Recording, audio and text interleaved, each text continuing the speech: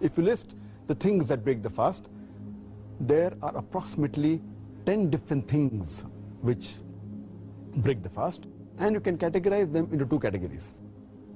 The first category is that which breaks the fast when we take it inside the body. In them, there are four things. The first is eating and drinking. Second is anything that falls in the same category as eating or drinking. Third is taking medicines, or pills, or injections, which are in the form of nourishment or somewhat similar to eating and drinking, including blood transfusion. The fourth is somewhat similar to kidney dialysis, where the blood is taken out, it's purified, and some nutrients are put into it and put back. The second category, that which comes out from the body, there are 6 things in them. Number 1 is sexual intercourse. Number 2 is masturbation. Number 3 is menstruation. Number 4 is postnatal bleeding. Number 5 is deliberate vomiting. And number 6 is letting out blood, somewhat similar to cupping or something similar to that.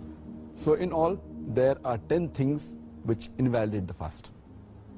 Of those 10 things you've mentioned, could you now tell us which is considered to be the most serious and sinful act which invalidates the fast? The act which is the most sinful and most serious amongst all of them which invalidate the fast, it is sexual intercourse. That when you have sexual intercourse and when the two private parts meet, then your fast is invalidated, whether ejaculation takes place or not.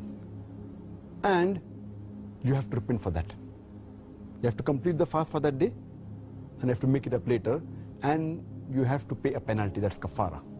According to the Sahih Hadith, in which a beloved Prophet said, it's mentioned in Sahih Bukhari, volume number 3, in the book of fasting, Hadith number 1936, where a man comes to the Prophet and says that I am ruined. Oh Prophet, I am ruined.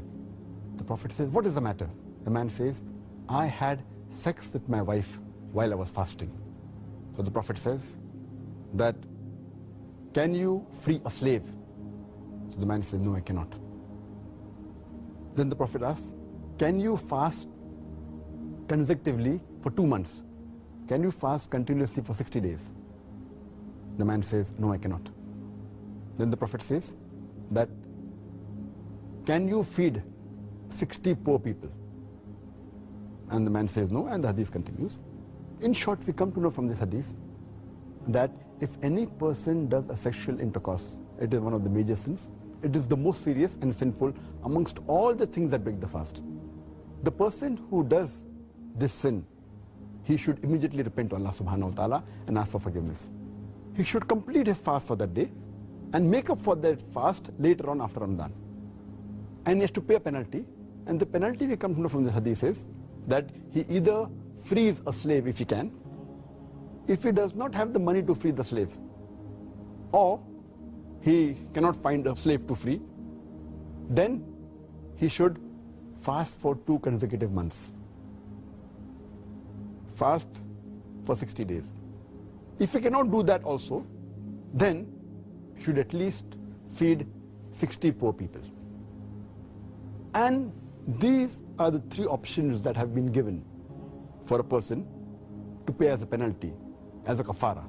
But if a person can do the first thing, he should not jump to the second or the third. The first is freeing a slave. If he cannot do that, if he doesn't have the money or cannot find a slave, then he can go to the next option, that is fasting consecutively for 60 days. If he cannot do that, if he is unable to do that, continuously fasting for 60 days, if he fasts for a few days, and then one day he doesn't fast, he should start again. He should fast consecutively for 60 days. If he doesn't have the capacity to do that, then what he can do is he can feed 60 poor people. And each poor person should be fed with approximately half sa. Each sa is equal to 3 handfuls of outstretched hand of wheat. So half sa per person, or the food that is there of the land. So 60 poor people you should feed. This is the kafara, the penalty for a person who breaks a fast by having a sexual intercourse.